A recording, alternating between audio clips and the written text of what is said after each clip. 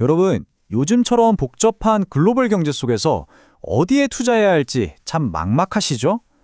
그런데 세계적인 투자은행 골드만삭스가 내놓은 2026년 전망 보고서에서 아주 흥미로운 나라가 하나 등장합니다. 바로 한국인데요. 오늘은 골드만삭스가 왜 이 어려운 시기에 유독 한국을 콕 집어서 이야기했는지 그 속내를 한번 제대로 파헤쳐 보겠습니다. 자, 골드만삭스가 어떤 곳인지는 다들 잘 아실 겁니다.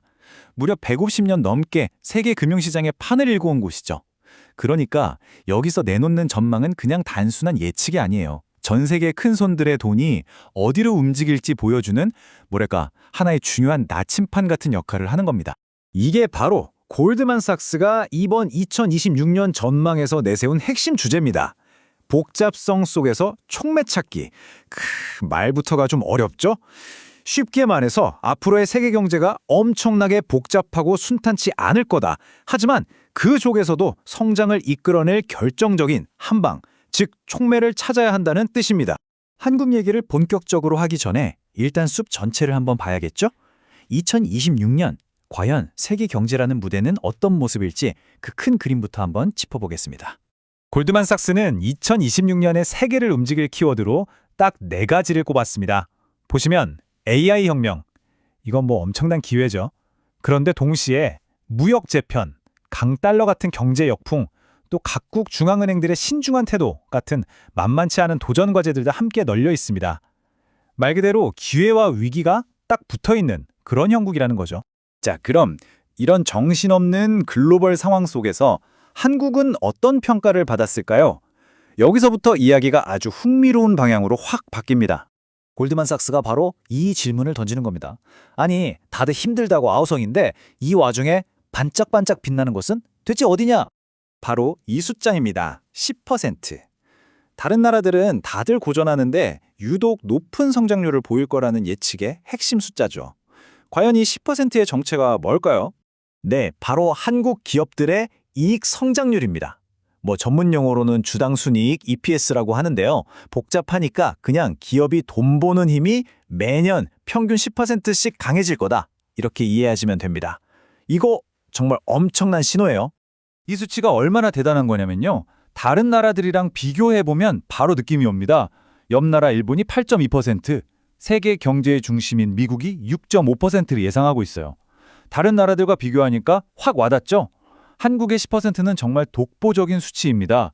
전 세계적으로도 이 정도 이익 성장을 기대하기는 어렵다는 뜻이죠. 그럼 당연히 이런 질문이 나오겠죠. 아니 왜 한국만 이렇게 좋게 보는 건데 골드만삭스가 꼽은 한국의 성장 엔진 딱 3가지가 있습니다. 첫째, AI 혁명에 발맞춘 막대한 투자. 이건 모두가 아는 사실이고요. 둘째, 바로 밸류어 프로그램입니다. 요즘 정말 핫하죠. 기업들이 번 돈을 주주들한테 좀 팍팍 나눠주라는 건데 이게 한국 증시의 고질병이었던 코리아 디스카운트를 해결할 게임 체인저가 될 수 있다는 거예요.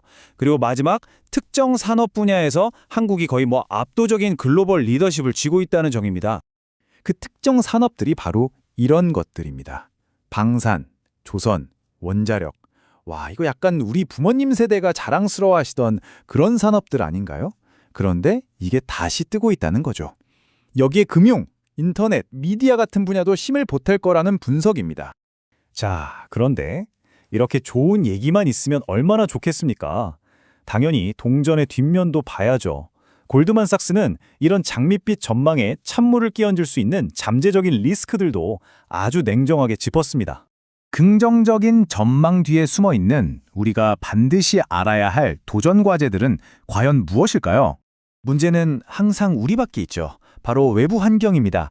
아시다시피 한국 경제는 수출로 먹고 사는 나라인데 강달러 현상이나 미국의 관세 폭탄 같은 거 한 방이면 크게 휘청일 수 있잖아요. 바로 이런 외부 변수가 너무 크다는 게 가장 큰 걱정거리라는 겁니다. 근데 여기서 진짜 흥미로운 지점이 있어요. 정작 한국을 대표하는 산업들, 그러니까 반도체나 자동차에 대해서는 오히려 굉장히 신중한 입장을 보였다는 겁니다. 반도체는 시장이 좀 둔화될 것 같다. 자동차는 관세 위험이 너무 크다. 이런 이유로 둘 다 중립 의견을 줬어요. 이건 뭐냐면 적극적으로 살 정도는 아니고 그냥 시장 평균만큼만 가지고 있어라. 이 정도의 뉘앙스입니다. 심지어 헬스케어 분야는 비중 축소, 그러니까 사실상 비중을 줄이는 게 좋겠다는 의견까지 냈습니다. 되게 의외죠. 그래서 결론이 뭐냐? 보세요. 내부적으로는 성장 동력이 막 끌어 넘치는데 외부적으로는 리스크가 너무 커요. 이 두 가지를 종합해보니까 골드만삭스는 한국 증시에 대해 중립이라는 결론을 내린 겁니다. 와, 기회는 엄청난데 지금 당장 공격적으로 베팅하기는 좀 무섭다. 딱 이 느낌인 거죠. 그래서 12개월 코스피 목표치도 2750으로 지금과 아주 큰 차이는 없는 다소 보수적인 수치를 제시한 겁니다. 결국 골드만삭스의 분석을 한 문장으로 요약하면 한국 경제는 지금 거대한 기회와 상당한 도전 그 한가운데에 서 있다. 이렇게 말할 수 있겠습니다. 보고서에 실린 이 이미지가 딱 지금의 상황을 상징적으로 보여주는 것 같습니다. 이 구불구불하고 험난해 보이는 길, 목표 지점까지 가려면 이 수많은 변수와 장애물들을 잘 헤쳐나가야만 한다는 의미겠죠. 오늘 분석을 마무리하며 이 질문을 여러분께 던져봅니다. 안에서는 강력한 엔진이 힘차게 돌아가고 있는데 밖에서는 거센 비바람이 몰아치고 있습니다. 이 팽팽한 줄다리기 속에서 과연 한국 경제는 이 복잡성 속에서 진짜 촉매를 찾아내 한 단계 더 도약할 수 있을까요? 그 답은 앞으로 글로벌 경제가 어떻게 흘러가고 또 우리가 어떻게 대응하느냐에 달려 있을 겁니다.